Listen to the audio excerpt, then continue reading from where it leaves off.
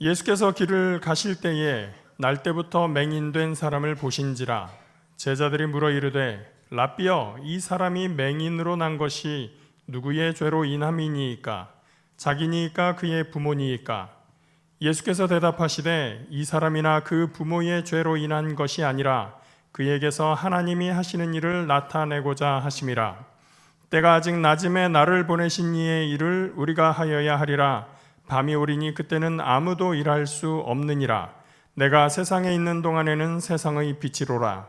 이 말씀을 하시고 땅에 침을 뱉어 진흙을 이겨 그의 눈에 바르시고 이르시되 실로암 못에 가서 씻으라 하시니, 실로암은 번역하면 보냄을 받았다는 뜻이라. 이에 가서 씻고 밝은 눈으로 왔더라. 이웃 사람들과 전에 그가 거린인 것을 보았던 사람들이 이르되 이는 앉아서 구걸하던 자가 아니냐? 어떤 사람은 그 사람이라 하며 어떤 사람은 아니라 그와 비슷하다 하거늘 자기 말은 내가 그라 하니, 그들이 묻되 그러면 네 눈이 어떻게 떠졌느냐? 대답하되 예수라 하는 그 사람이 진흙을 이겨 내 눈에 바르고 나더러 실로암에 가서 씻으라 하기에 가서 씻었더니 보게 되었노라. 그들이 이르되 그가 어디 있느냐? 이르되 알지 못하노라 하니라. 아멘. 할렐루야. 자, 오늘 본문을 중심으로 해서 보냄을 받았다, 실로암이라는 제목으로 함께 은혜를 나누고자 합니다. 우리가 성경을 보면서 놀라운 일들이 많이 일어나는 것을 보게 되고, 특히 복음서를 보면서 우리가 주님께서 행하였던 많은 표적을 보게 됩니다. 성경에는 표적이라고 나오지만 우리는 사실 이것을 기적이라고 표현을 하게 되죠. 기적과 표적에 대한 것은 사실은 일어난 사건에 대한 내용은 다를 바가 없지만, 기적이라고 이야기하면 말 그대로 기이한 일, 놀라운 일을 이야기하고, 표적이라고 한다면 기이하고 놀라운 일이 어떠한 의도, 더 나아가서는 우리에게 어떠한 의미를 담고 있는가를 가르쳐주는 내용으로 생겨납니다.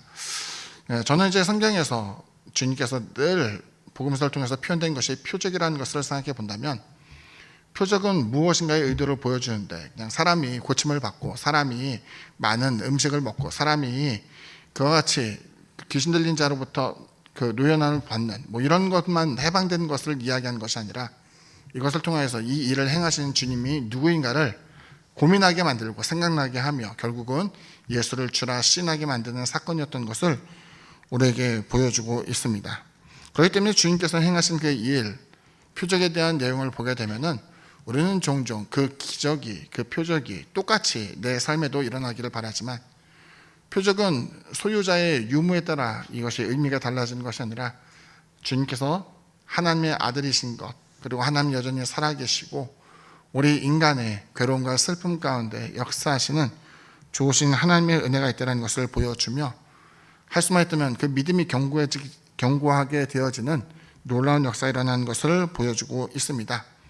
오늘 보게 되면 태어나면서부터 맹인된, 소경된 사람이 있지만, 그 당시의 사회 분위기에서는 이 모든 것은 신의 저주 혹은 죄의 결과로서 여겨진 것을 보여주고 있습니다. 하지만 이와 같은 문제가 단지 그것으로만 결정될 수 없다라는 주님의 가르침과 더불어, 세상에서 고통당하는 사람들을 보면서 손가락질하고 비난하는 것으로만 끝나는 것이 아니라 그들을 위해서 함께 기도해 줄 수 있고, 또 그와 같은 연약함을 통해서 나타나는 하나님의 영광을 보며 우리 역시도 하나님의 합당한 영광을 돌리며 살아가는 저와 여러분 되어지기를 주님 이름으로 축원드립니다. 자, 첫 번째로 전하고자 하는 것은 맹인으로 난 것이 누구의 죄로 인함이니까? 라는 질문입니다. 오늘 본문 1절에서 2절을 읽어드립니다. 예수께서 길을 가실 때에 날 때부터 맹인된 사람을 보신지라. 제자들이 물어 이르되 랍비여, 이 사람이 맹인으로 난 것이 누구의 죄로 인함이니까? 자기니까 그의 부모니까? 예수님께서 길을 가실 때, 여기 성경에 보면 실로암, 가까운 곳이라고 이야기하니까 그 배경은 예루살렘에 있는 지역입니다. 예루살렘 지역을 다니시면서 지나가는 그 길 가운데에 맹인이 구걸을 하고 있었어요. 한번 생각해 봅시다. 맹인이 구걸을 하려면 사람이 많은 곳에 가야 될까요? 적은 곳에 가야 될까요? 많은 곳이죠. 할 수만 있다면 사람이 많이 오가고 자비를 베풀 만한 곳이 딱 좋을 것 같습니다. 집사람과 데이트를 하게 되면은 항상 분식집이든 커피숍이든 들어가게 되면은 껌 파는 할머니가 자꾸 찾아와요. 그러면 이걸 고민을 많이 하게 되죠. 사야 되는가 말아야 되는가. 근데 그분 입장에서도 이해가 돼요. 왜냐하면 껌을 사준 사람의 대부분은 데이트하고 있는 남자에게 껌을 권했을 때 성공할 확률이 크겠죠. 아마도 이제 비슷한 내용으로 보면은 성전 가까이에 하나님의 은혜를 입기 위해서 오는 사람들이기 때문에 주위에 불쌍하게 눈이 멀어 구걸을 하는 사람에게 자비를 더욱더 많이 베풀어 줄 것을 우리가 떠올리게 됩니다. 그런데 이제 예수님의 제자들의 그 모습을 보면서 이야기하는 것은, 자, 저 맹인이 있는데 날 때부터 맹인이었습니다. 그런데 저 사람이 맹인이 된 것이 누구의 죄 때문입니까? 부모입니까? 자신의 죄입니까? 이게 물어보는 것이죠. 그 당시 유대 사회에서는 중환병에 걸리게 되면 이것은 죄에 대한 결과로 인지했어요. 심지어는 하나님께로부터 저주를 받은 거라고 생각이 됐습니다. 그런데 문제가 생겼네요. 맹인이라면 서서히 시력을 잃게 되어서 맹인이 되었다면 그 사람이 부지불식간에 어떤 죄를 지어서 그 같은 결과가 나왔다고 생각할 텐데, 태어날 때부터 맹인이 되었기 때문에 이 사람은 아직 죄를 짓지 않았거든요. 죄에 대한 결과로서 중한 병이 생겼다라고 보는 것이 그 당시의 견해였는데, 날 때부터 맹인이 되었기 때문에 이것은 아직 죄를 짓기 전이기 때문에 혹시 부모가 하나님께 벌을 받아 그 자식이 저주를 당해 눈이 멀게 된 것인지, 혹은 아직 죄를 짓지 않았지만 모태에서 혹여나 앞으로 있을 인생 가운데 커다란 죄를 짓게 될 것을 미리 아시고 이 사람에게 하나님께서 형벌을 내리신 것은 아닌지에 대해서 물어보게 되는 장면이었어요. 예수님의 제자들은 아직 예수님에 대해서 주라는 표현을 쓰지 않고 랍비라는 호칭을 사용할 때였습니다. 랍비는 말 그대로 스승을 의미하고, 그리스 사회에서는 이제 멘토로서 이야기되는데 주님께서는 그들을 학원 선생님처럼 가르치신 것이 아니라 그들과 함께 동고동락하며 그들의 삶에 함께 나누셨기 때문에 주님께서는 그 제자들에게 있어서 아직은 주라는 표현 대신 스승으로 불리고 있을 때였어요. 그들은 예수님께서 하나님의 일을 하신 분으로 알았고 주님으로부터 배울 것이 많다, 내지는 주님께서 자신들을 제자로 삼아서 교육시키고 또 훈련시키시고 더 나아가 주님의 사역을 이어나가게 될 것을 생각하게 되었는데, 그 와중 가운데서도 아직 베드로의 신앙 고백이 있기 전으로 추정이 돼요. 주는 그리스도시요 살아계신 하나님의 아들입니다. 주님이라는 표현이 사용되기 전 랍비라는 표현을 통해 가지고 가르쳐 주십시오 선생님, 저 사람이 날 때부터 맹인되었는데 도대체 저 사람의 죄 때문입니까? 혹은 그 부모의 죄 때문입니까? 라고 물어보게 된 것이었죠. 성경에 보게 되면 죄로 인하여서 질병이 찾아오는 경우가 많이 있어요. 출애굽기에 보게 되면 하나님께서 모세를 통해서 율법을 가르쳐 줄 때에 율법을 가르쳐 주면 이것을 지켜라, 행해라, 계명을 지켜라. 그렇다면 내가 애굽에서 내린 재앙 하나라도 너희에게 내리지 않을 것이다 라고 말씀하고 있었고, 또 성경에 보면 예수님께서도 이제 오늘 본문에 나타나지 않지만은 요한복음 5장에 보게 되면 베데스다 연못에서 누워있는 사람을 고치는 장면이 나와요. 거기 보게 되면 주님께서 고치고 난 다음에 다시는 가서 죄를 짓지 말아라 라고 이야기하는 그 내용은 그와 같이 누워있게 된 중풍병자의 그 모습이 죄에 대한 결과로서 주어질 수 있다는 것을 보여주는 장면이기도 해요. 우리도 마찬가지입니다. 신앙생활을 하면서 누군가가 고통을 겪고 어려운 일을 겪게 되면 그들을 위해서 합심하며 또한 기도해 주지만, 또 마음 한켠 가운데는 혹시 부지불식간에 하나님께 큰 죄를 범한 것은 아니었는가 생각하며 그 사람에 대한 나쁜 마음을 갖기도 하는 것이죠.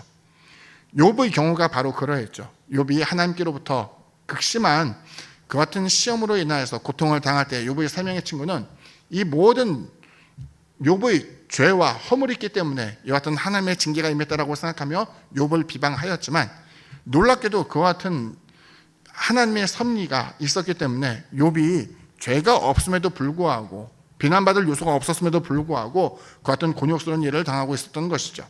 심지어 주님께서 놀라운 일을 행할 때 사람들이 구름대같이 몰려들었지만 주님께서 십자가에 달려 죽으실 때만 하더라도 사람들은 생각하기를 하나님께로부터 벌을 당한다라고 생각하였고, 이것을 통해서 우리가 알게 된 것은 주님이 죄가 있어서가 아니라 바로 저와 여러분의 죄와 허물을 속량하기 위하여 십자가에 친히 달리시고 고난당하시고 죽으시고 부활하심을 통하여서 우리를 하나님의 자녀로 속량하게 된 것을 보여주고 있었죠. 이것에 대한 주님의 답변입니다. 3절 말씀이죠.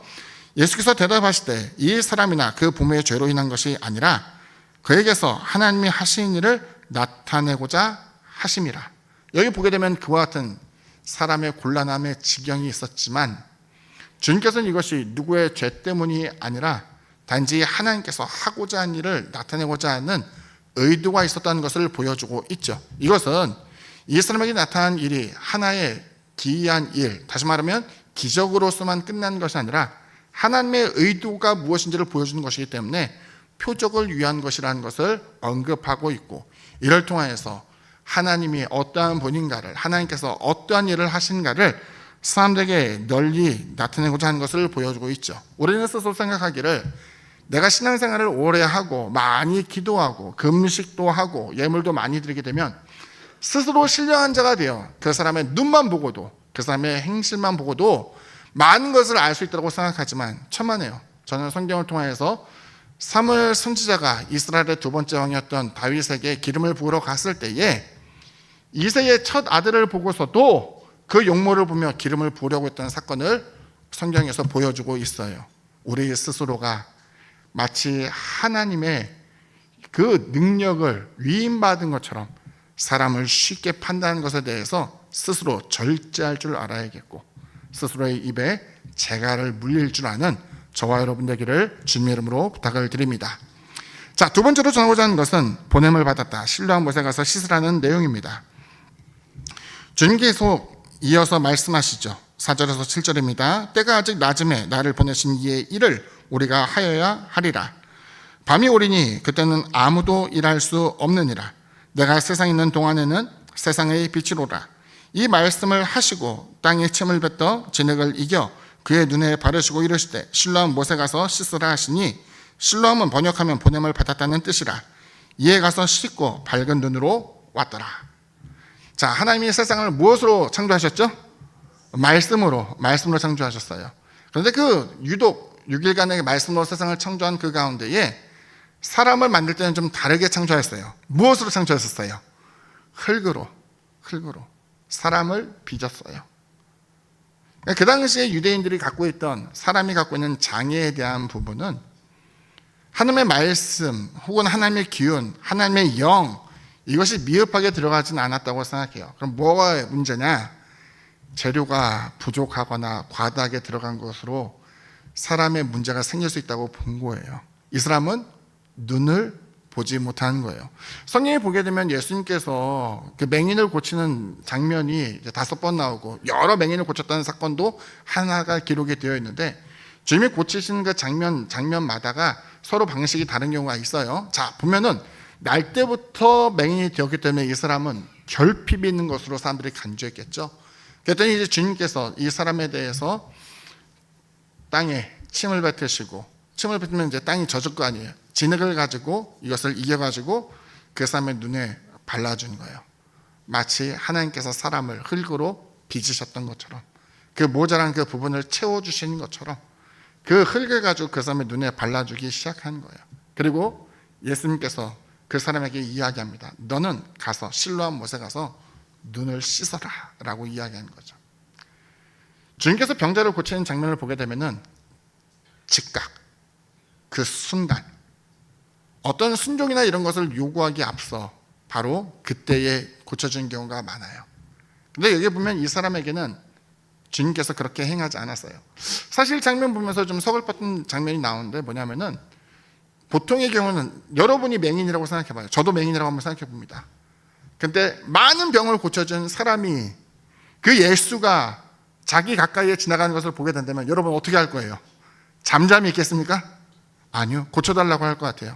소경 바디메오가 그랬고, 또 여러 소경들이 나오게 되는데 한결같이 주님께 자신을 고쳐달라고 이야기했어요. 근데 여기서 이 본문은 이 사람은 어떠한 말도 하잖아요.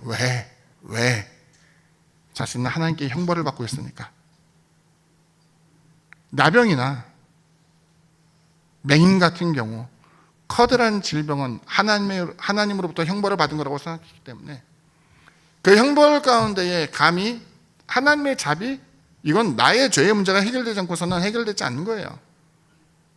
내 부모의 죄가 해결되기 전에는 나에 대한 하나님의 형벌을 해결할 수 없다고 생각하는 거예요.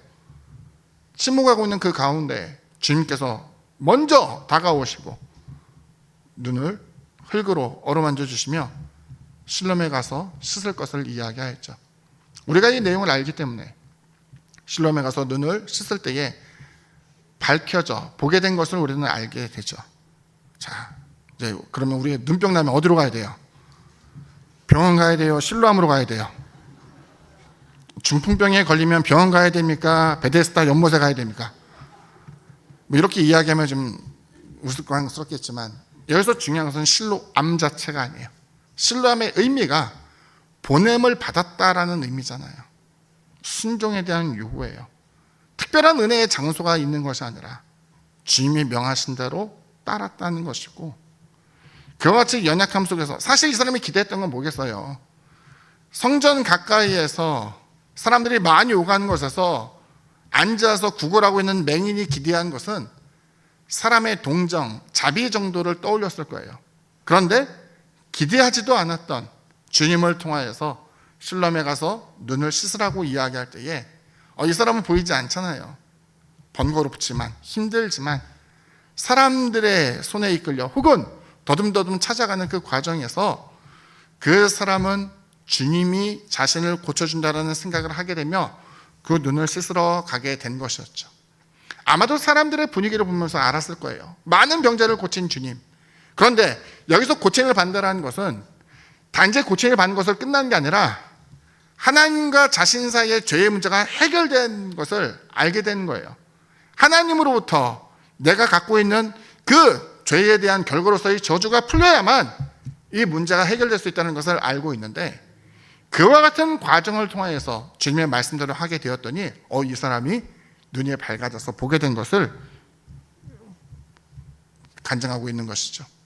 이걸 보면서 느끼게 된 것은 이 사람이 가면서 아마 생각했을 거 아니에요.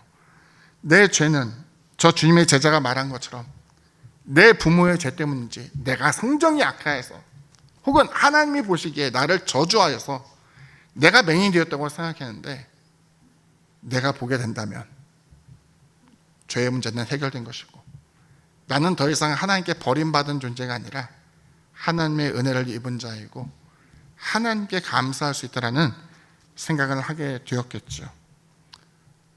문제는 이 사람이 고침을 받고 난 다음에 생겨났어요. 그 주위에 있던 사람들이 난리가 난 거죠. 얼마 전까지만 하더라도 나면서부터 맹인이 되었다고 하는데, 뒤에 이제 성경 본문에 보게 되면 이 사람이 청년이 되었다라고 이야기하거든요. 우리식으로 계산하면 20년이 훨씬 넘는 시간 동안 구걸을 하고 눈이 먼 채로 사람들에게 자비를 구하고 있던 사람인데 이 사람이 걸어가는 모습을 보게 된 거예요. 사람들이 경악을 했겠죠. 이 사람이 맞냐 아니냐 이것을 가지고 논하고 있는데, 그때에 그 사람에게 찾아가서 질문을 하게 된 것이었죠. 10절에서 11절입니다. 그들이 묻되 그러면 내 눈이 어떻게 떠졌느냐? 대답하되 예수라는 그 사람이 진흙을 이겨 내 눈에 바르고 나더러 실로암에 가서 씻으라 하기에 가서 씻었더니 보게 되었노라.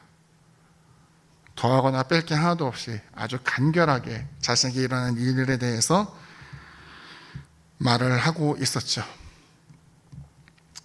우리에게 실로암은 어디인가? 실로암이 어디겠어요? 교회요? 앞서 얘기한 것처럼 실로암이 보냄을 받았다라는 의미라고 한다면 은혜에 입는 장소는 교회, 가정이 아니에요. 순종의 자리예요. 주님의 말씀을 듣고 행하는 그 모습에서 하나님의 놀라운 일이 일어나게 된 것이죠. 주님이 명하는 곳에 가고 주님께서 금지한 곳에서 우리가 금하는 그 같은 순종의 모습을 통하여서 날마다 하나님의 은혜와 위로를 체험하게 되는 저와 여러분 되기를 주님 이름으로 축원드립니다.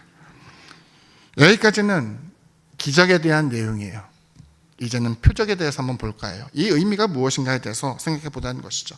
마지막 세 번째로 전하고자 하는 것은 내가 믿나이다 라고 하는 고백이에요. 앞서 말한 바와 같이 이 사람은 가면서 생각했을 거예요. 도대체 내가 다시 보게 되었다는 것이 죄의 문제의 완전한 해결, 나는 하나님께 저주받고 버림받았다고 생각했는데 다시 보게 되었기 때문에 이 일을 행하는 사람은 오직 하나님께 속한 사람, 그리고 내가 하나님께로부터 복을 받았다는 그 사실을 그가 생각하게 된 것이었어요. 나면서 맹인된 자가 죄 혹은 저주를 하는 것이라고 여겨졌다면 고쳐진 것은 단순한 치유가 아니라 죄사함, 저주에서 풀린 것으로 생각할 수 있었겠죠. 그렇다면 사람들은 주임에 대해서 어떻게 생각하고 있었는가 봤더니 앞서 있었던 5장의 그 베데스다 연못에서 사람을 고쳤던 사건 있잖아요. 그 날이 좀 공교로웠어요. 언제였냐? 안식일이었죠. 유대는 안식일에 일하면 돼요, 안 돼요? 안 된단 말이에요. 고쳤을 뿐만 아니라 고침받은 사람에게 그 침상을 들고 가라고 이야기했기 때문에 이와 같은 모습에서 사람들은 예수님을 하나님의 사람이 아닌 죄인으로 간주하고 있었어요. 자, 그런데 문제가 생겼죠? 하나님의 저주를 받아 맹인되었다고 생각했던 그 사람을 고쳐주었기 때문에 예수의 정체에 대해서 그들이 어떻게 이해하고 해석해야 하는지에 대해서 고민거리가 생긴 거예요. 불쌍한 고침받은 이 사람을 사람들이 다시 불러내어서 닥달하기 시작합니다. 16절에서 17절을 읽어드릴게요. 바리새인 중에 어떤 사람은 말하되 이 사람이 안식일을 지키지 아니하니 하나님께로부터 온 자가 아니라 하며, 어떤 사람은 말하되 죄인으로서 어떻게 이러한 표적을 행하겠느냐 하여 그들 중에 분쟁이 있었더니, 이에 맹인되었던 자에게 다시 묻되 그 사람이 내 눈을 뜨게 하였으니 너는 그를 어떠한 사람이라느냐? 대답하되 선지자니이다 라고 답변하였어요. 저는 여기서 고침받은 그 사람의 모습을 상상해 봐요. 우리는 하나님께 응답을 원해요. 응답이 주어지거나 혹은 내가 원하는 일이 술술 풀리게 되면은 하나님 감사합니다, 고맙습니다, 제가 원하는 대로 다 됐어요, 기뻐하면서 끝났겠지만 이 사람은 한층 더 생각을 하고 있었어요. 나를 고쳐준 사람은 누구지? 이거 고민하게 된 거예요. 한 번은 이런 적이 있었어요. 누군가가 이제 병에 걸려서 찾아와서 목사님 기도해 주세요라고 기도해 줬어요. 그리고 병 낫기 위해서 우리가 함께 기도합시다라고 했는데 이분이 재밌어요. 법당에도 가고 무당한테도 가고 주의 종들도 한두 명이 아니에요. 여러 명한테 이제 기도를 받았으니 제가 생각하기에는 이 사람 고침받아도 문제예요. 누가 고쳐줬는지 알 수가 없을 것 같아요.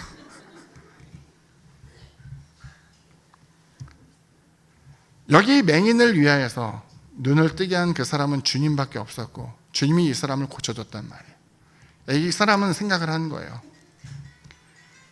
예전부터 지금에 이르기까지 큰 병에 걸린, 예전에도 나병, 문둥병자는 불치병이었고, 재미난 건 사람의 망막세포는 재생이 안 돼요. 지금이야 줄기세포로서 어느 정도 만들어질 수 있다고 하지만은, 그래서 이제 나이가 들어서 생기는 비문증이라든가 이런 게 생기게 되면은 세포가 한번 떨어져 나가잖아요. 재생이 안 돼요. 불편함을 감수하고 산단 말이에요. 그런데 여튼 맹인을 고쳐준 그 사건을 통해서 이 사람이 느낀 게 있어요. 뭐냐면은 나를 고쳐준 사람은 내 질병뿐만 아니라 내 죄를 하나님께로부터 사해준 사람이고, 이와 같은 일을 하기 위해서는 적어도 하나님이 사용하시는 도구로서의 선지자 혹은 그 이상의 사람이라는 것을 그가 생각하게 된 것이죠. 바리새인들이 둘로 나뉘어서 죄인이다, 아니다, 하나님의 사람이다라고 이야기할 때에 너의 생각은 어떠니라고 얘기했을 때 난 몰라요, 난 보게 됐으니까 그만이에요 라고 이야기한 게 아니라 자기의 생각을 말하는데, 내 죄를 사했을 뿐만 아니라 혹은 나를 보게 한 그분은 하나님께 속한 선지자임에 틀림이 없습니다, 그 이상의 위대한 분임에 틀림이 없다라는 이야기를 한 거예요. 바리새인들은 곤란해요. 왜? 예수님을 비방하잖아요. 안식일을 어긴 것 때문에 주임을 고발하기 위해서 졸졸 따라다니고 있었는데, 그와 같이 자신을 고쳐준 이가 하나님의 선지자라고 이야기한다면 어때요? 한번 생각해 봅시다. 하나님의 선지자가 높아요, 바리새인이 높아요? 유대인들에게 있어서 아예 선지자가 높은 거예요.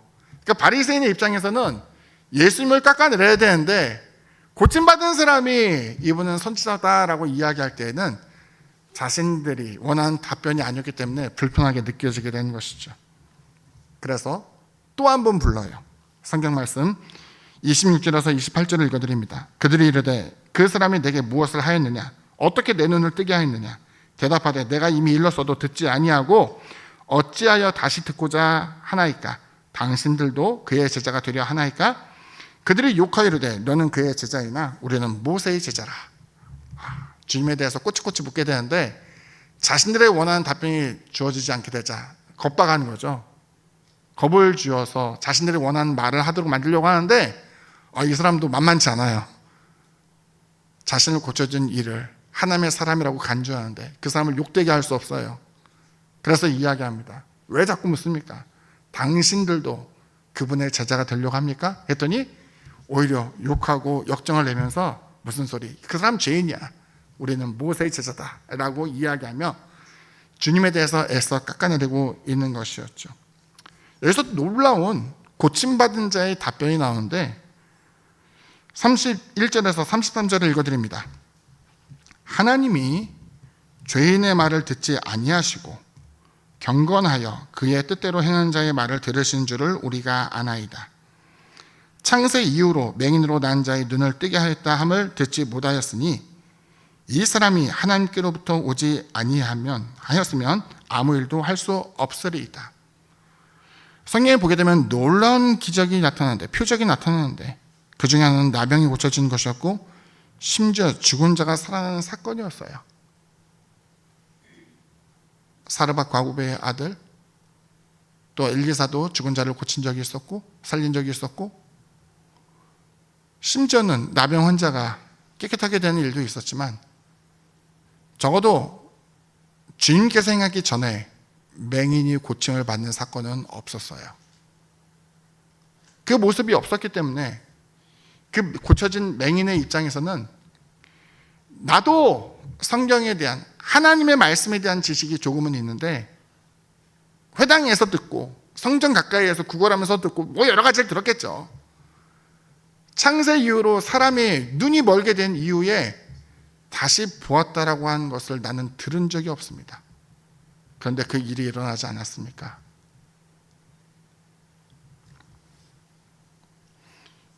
이 사람이야말로 하나님께로부터 오지 않았다면 이것을 설명할 방법은 없습니다라고 이야기하며 표적을 통해서 그는 다시 본 것뿐만 아니라 영안이 열려져 자신이 고친 그분이 누구인지를 직시하게 되었고, 신앙의 대상으로서 바리새인들의 가르침이 아닌 자신을 고쳐준 그 예수의 가르침을 듣기를 원하게 된 것이었죠.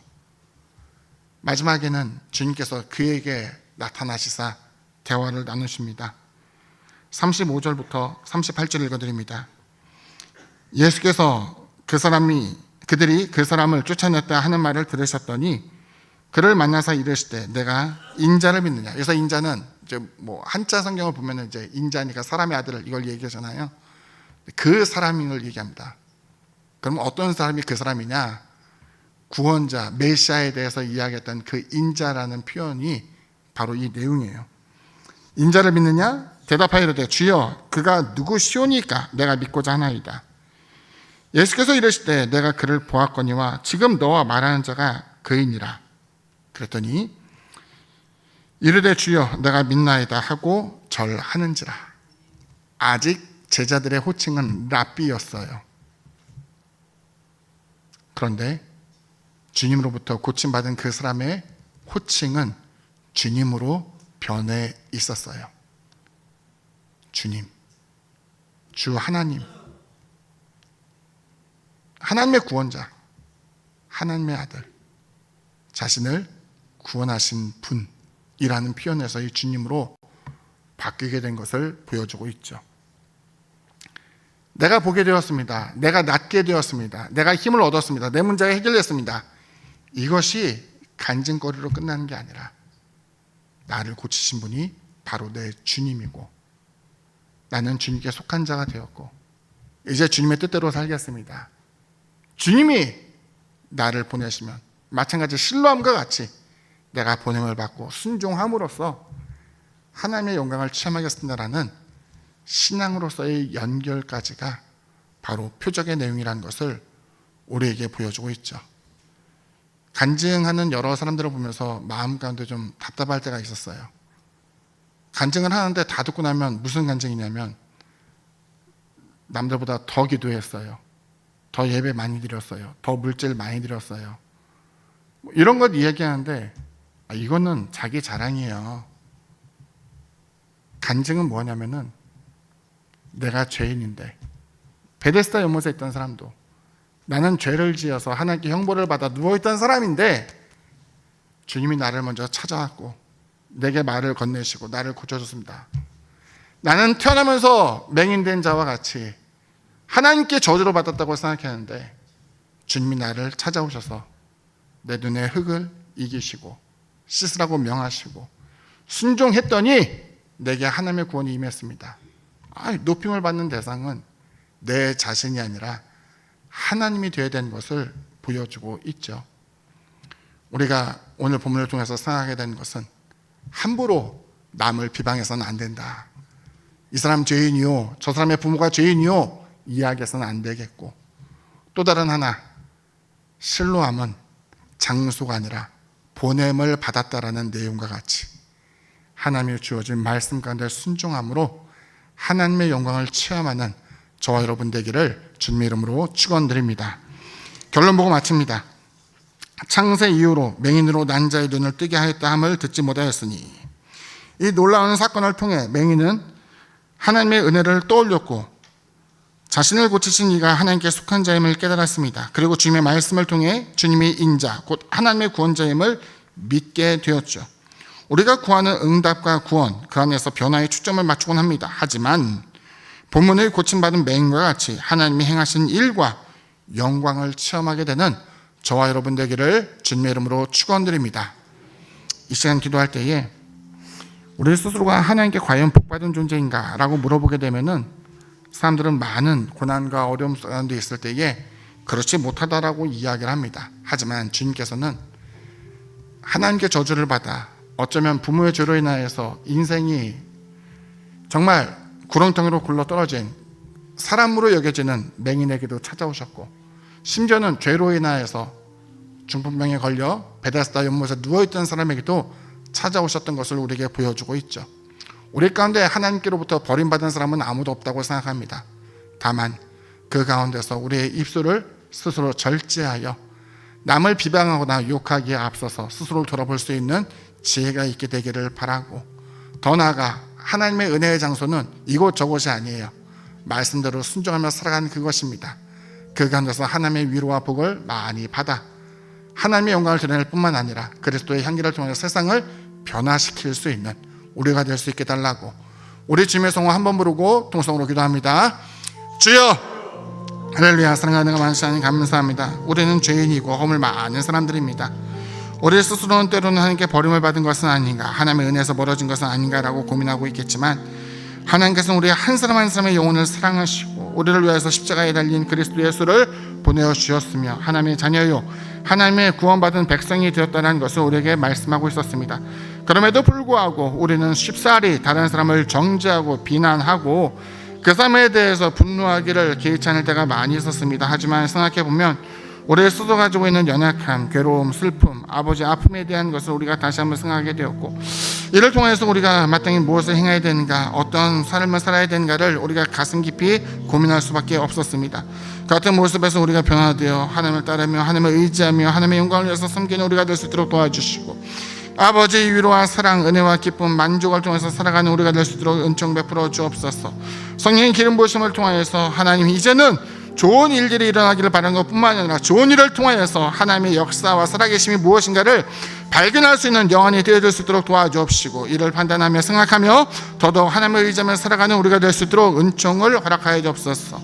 성령의 기름 부으심을 통하여서 우리의 머리부터 발끝까지 정하게 하여 주시되, 하나님, 그 같은 죄인에게, 병자에게, 아버지 고민하며 고통당하는 자, 사람들은 외면하였지만 여전히 우리를 비난하지 아니하시고 사랑으로 베풀어진 그 주님의 모습을 본받아 우리 또한 선한 이웃이 될 수 있도록 주님 도와주옵소서. 아버지, 크고 작은 도가 있고 때로는 막대기와 지팡이와 같은 쓰임을 받는 사람이 있다고 이야기합니다.